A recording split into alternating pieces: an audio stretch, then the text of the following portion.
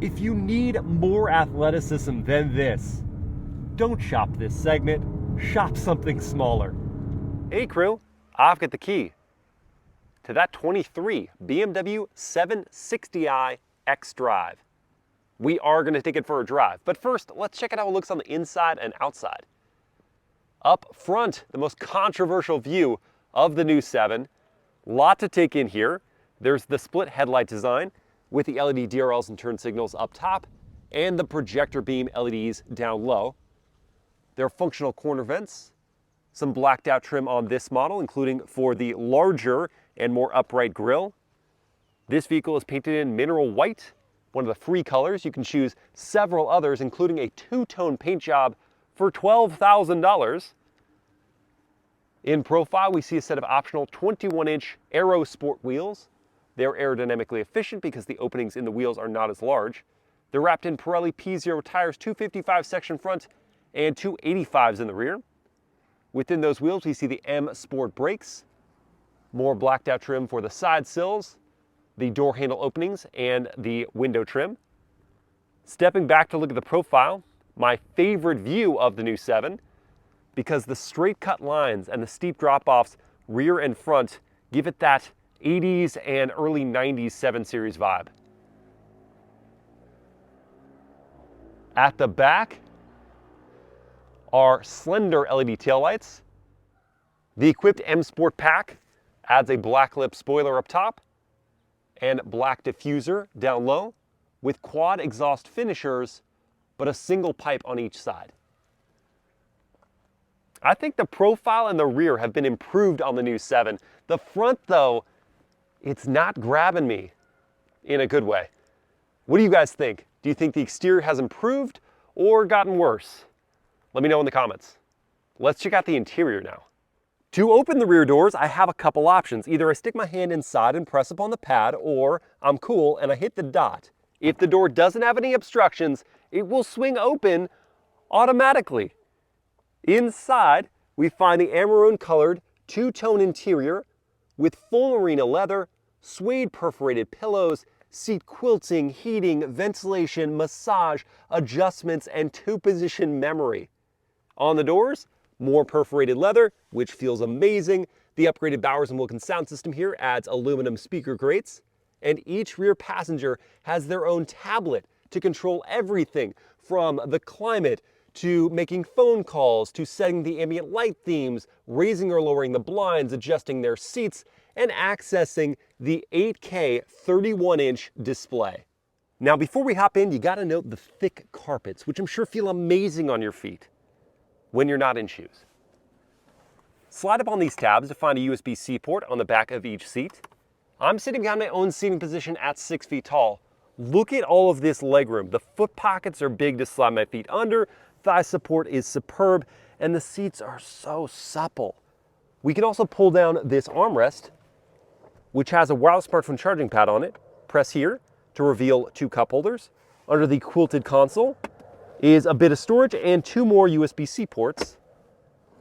Really, that's the seat you want to be in though, because you can send the front right passenger seat all the way forward. It'll kick out a footrest and you could really soak in the theater mode experience. Yeah, the back seats of the new 7 Series are just insane. I think they're better than the new S-Class, which is crazy. And while we're thinking about that, let's open our doors automatically so we can check out the front. It's a soft close finish for the rear doors and an auto open for the fronts. These front seats are heated and ventilated with quilting and perforations and power adjustments. There are aluminum accented M tread plates on this model, more thick carpets, quilting for your feet to rest on while operating the aluminum accented foot pedals. I like this etched glass looking trim right here. Crystal for your seat selectors, power adjusting and power folding door mirrors. Press down on this tab to open the power operated trunk lid. Inside the trunk, we find 19 cubic feet of space. You cannot expand it by folding down the rear seats. There's a power close and lock feature on the trunk lid. Front passengers also can auto close their doors. The driver gets a heated leather-wrapped steering wheel that's super thick and has a flat bottom on M Sport trims. Big paddles are on the back of the wheel. Beyond the wheel is a single curved display. Like a lot of modern BMWs, it's got the gauge cluster and the infotainment system that's running the iDrive 8 software. With high resolution, it's quick responding for the most part, occasionally has some hiccups, and has wireless Apple CarPlay and Android Auto. Below that is some carbon fiber trim, and below that is more of that etched crystal looking design that's very cool in blue.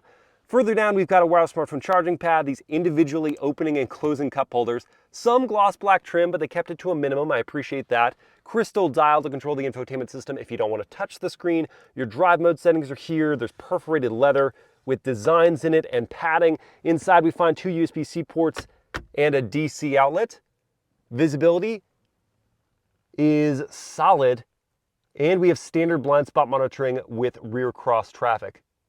This is by far the nicest, most technologically advanced cabin of any 7 Series so far.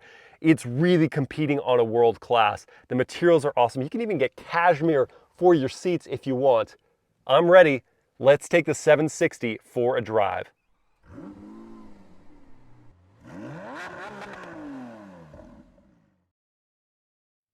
All right, let's fire it up.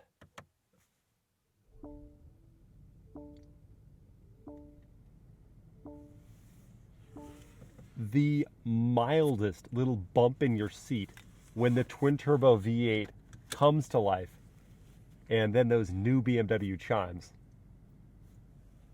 We bring up our drive modes here, selecting My Modes, and it's kind of confusing because actually only the first 3 actually change up the performance profile of the car, whereas the others over here are just thematic stuff with lights and music and ambiance. So we've got personal, that's kind of your daily driver mode. We're going to start in that.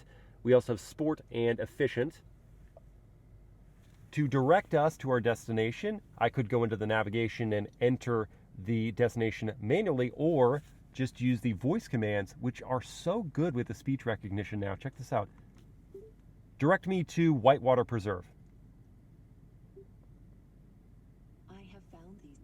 Brings it up right away. And then you can use gestures to make your way through the steps, or just tap the screen. To go into reverse, click forward on the crystal toggle, and that brings up an ultra high resolution backup camera system with trajectory lines. We've got a 3D view, and you can work your way around also with gestures, or pick a zone on the screen. In the parking view, I can activate backup assist, which will bring me out of the space in the same trajectory that I took to get in it. And it does all the steering for me. I just work the throttle pedal.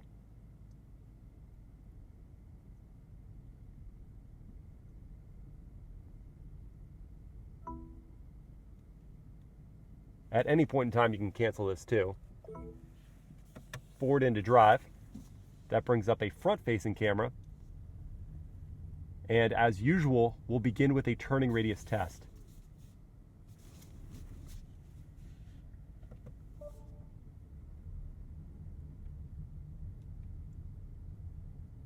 Which in the new 7 Series is astonishingly tight.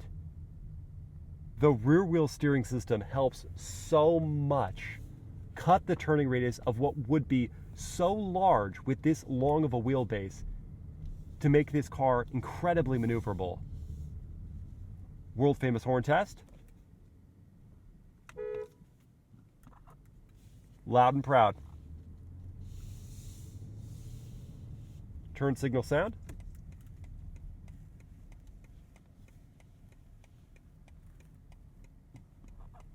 Don't love that sound personally. It's not pleasant to my ears. Powertrain.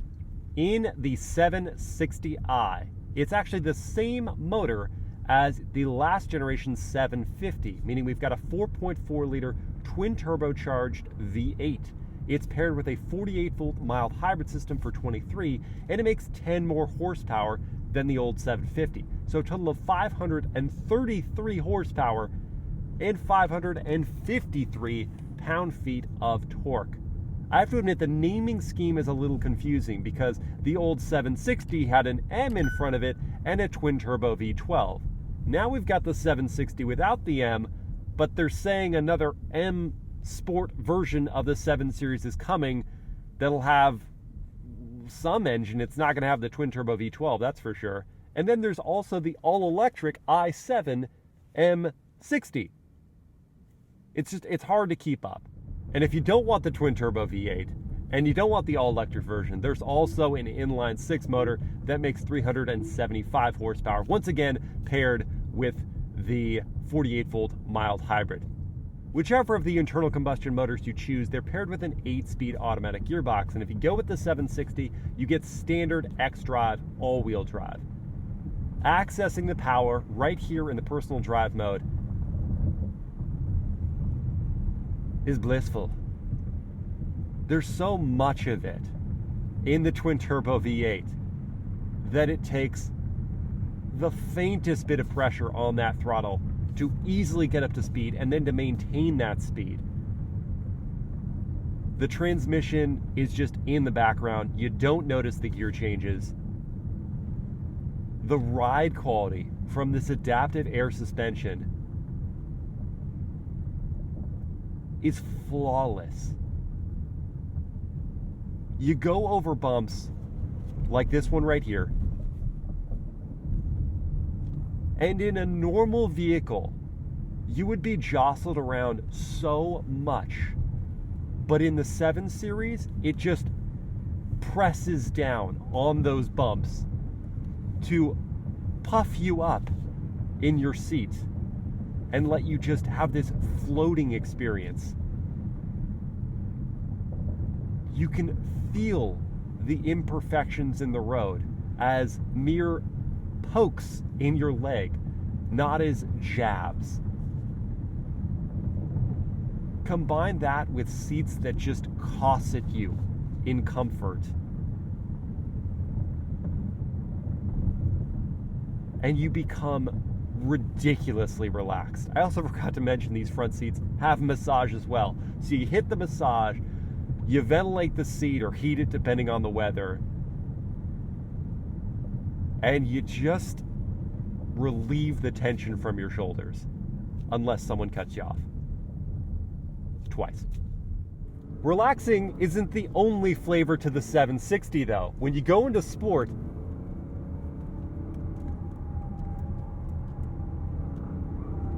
it reminds you it is a BMW. This one has the optionally available active anti-roll bars, and so when it takes corners, it cuts out so much of what would be inherent roll to this chassis. The steering doesn't give me a lot of feedback there. I had to really use my eyes to sense the grip and the trajectory of the car, but the flatness with which it takes corners at speed is awesome. And then the twin-turbo V8 power. Oh my gosh. Is immense. There's so much potency here when you put your foot down.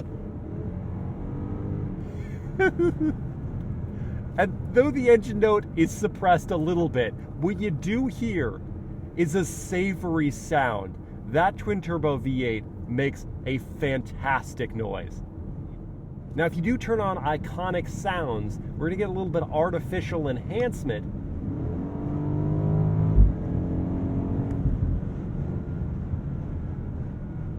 That I like a little more than I would prefer to admit. They do a good job with this sound.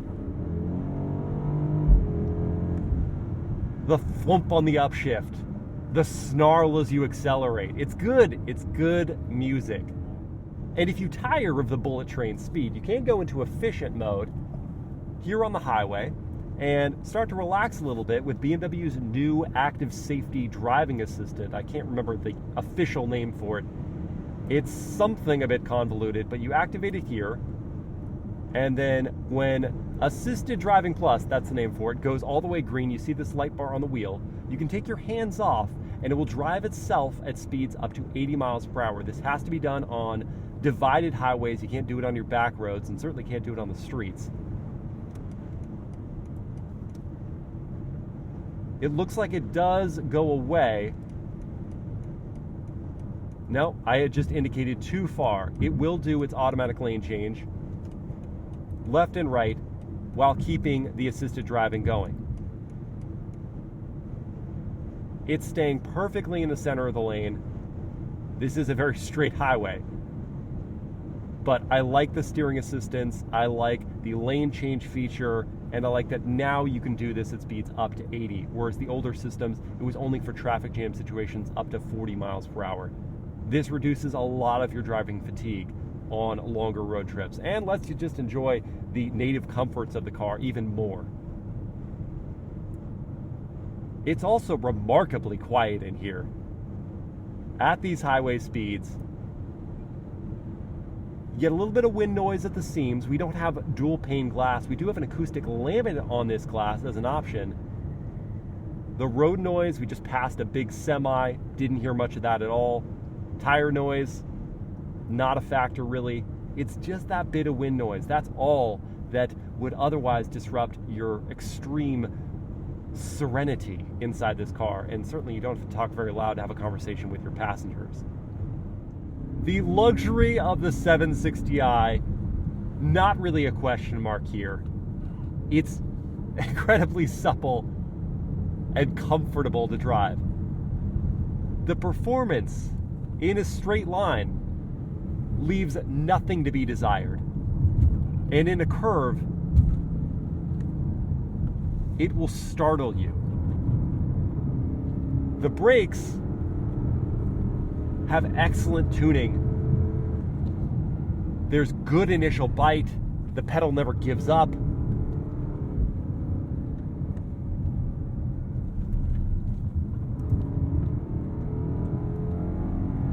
And though the steering is light on feedback, it is direct.